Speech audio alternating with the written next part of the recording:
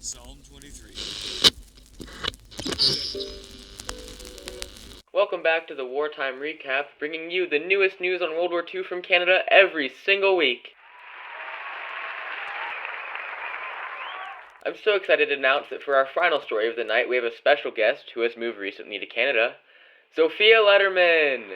Welcome on, Sophia. I hear you have recently written a novel. That's correct. I've written an autobiography taking a deep dive into my life right after the war. Well, it's quite the story. After reading it, I have a few questions for you, Sophia. By all means, go right ahead.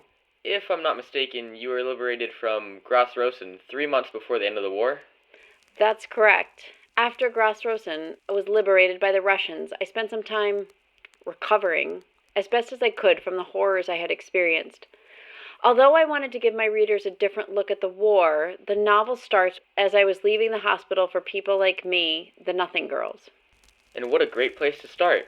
Not many people understand that nothing snapped back into place after Germany surrendered. It was made very clear in your writing you suffered some type of mental condition, although a direct diagnosis was never given. You're absolutely correct. I knew something was wrong, although I felt I needed to get home to my brother Abek. I thought at the time that he and I had both survived. My mind often felt jumbled, which I now know was the effect of PTSD. Your thoughts would also get stuck in loops, if I'm not mistaken? Unfortunately, yes. While in the camps, it was also repetitive. At the time, the only thing keeping me going was the idea that my brother was still out there. And as we know, you made it. You survived. Although, your journey was far from over. Let's skip ahead a bit to your time in Forenwald, the displaced persons camp, where you were trying to find your brother. Does that work for you? Fine by me. Your life starts to seem somewhat normal again. However, your thoughts take a turn when you remember the first major part of your story.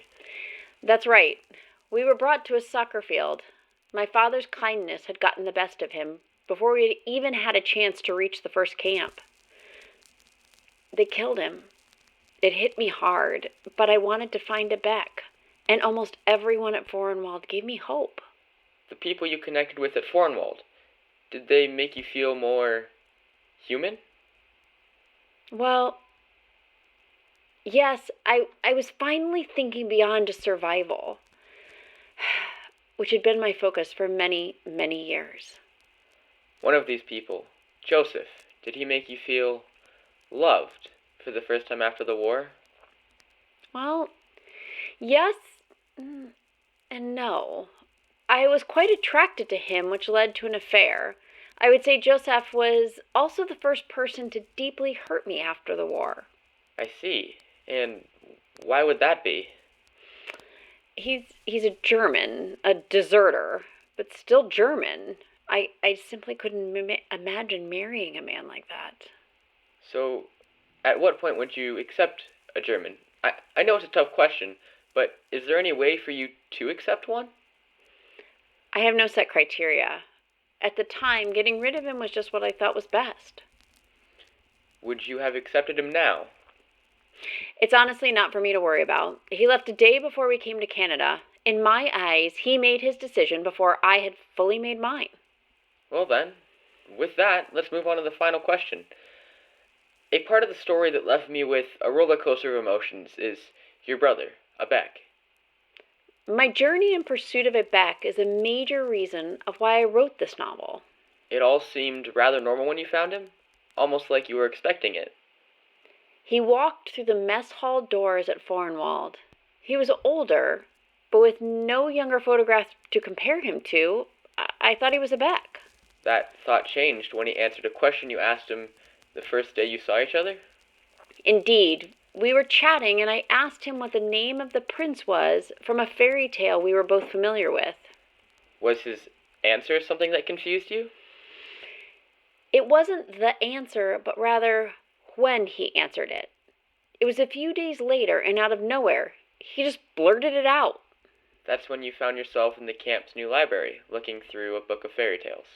Exactly. That's when the largest and last piece of my memory fell into place. Something I wish I could have kept locked away. This involved Abek? I don't know how my mind could forget something so traumatic. this memory? Could you please explain it to me? We were on the first train to the very first camp. We were moved into the cattle cars, and Abek was already sick. The conditions in the cars were terrible. We were in the back, which meant that by the time the water bucket would reach us, it was empty. Abek was severely dehydrated and wasn't able to move. His breath was so shallow. You felt like you had a decision to make? It's surreal. The options were so grim. I couldn't bear to carry Abek to his death in the camp. It would have meant carrying him out of the car only to be killed by the Germans. I didn't want it to end that way, so I made the only other choice I had. I killed him myself. It was tragic, although it gave me a sense of... peace, perhaps?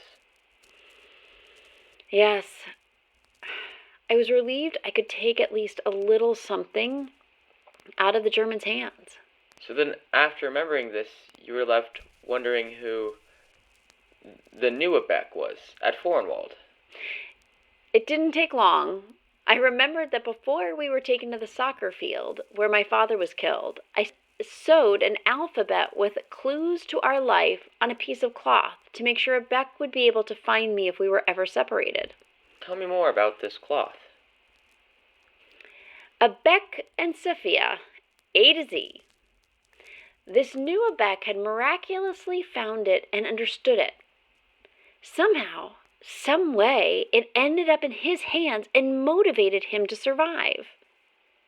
He promised himself that if Abek had already found his sister, me, he would not bother us. Though, with neither of you having any family left, he came to you. That's correct. It seems like a sick thing to do, but I actually didn't mind. We both needed family, and so he joined mine. That's how I found both my new and old Abek. Sophia, this is an incredible story. I wish you didn't have to endure all of this tragedy, although I'm glad you're here now and you've shared it. Thank you for giving me the opportunity to. Well, that's it for today's episode of Wartime Recaps. If you want more information on the story of Sophia Letterman, make sure to purchase her novel, They Went Left. With that, I thank you all so much for tuning in, and I hope to see you next week.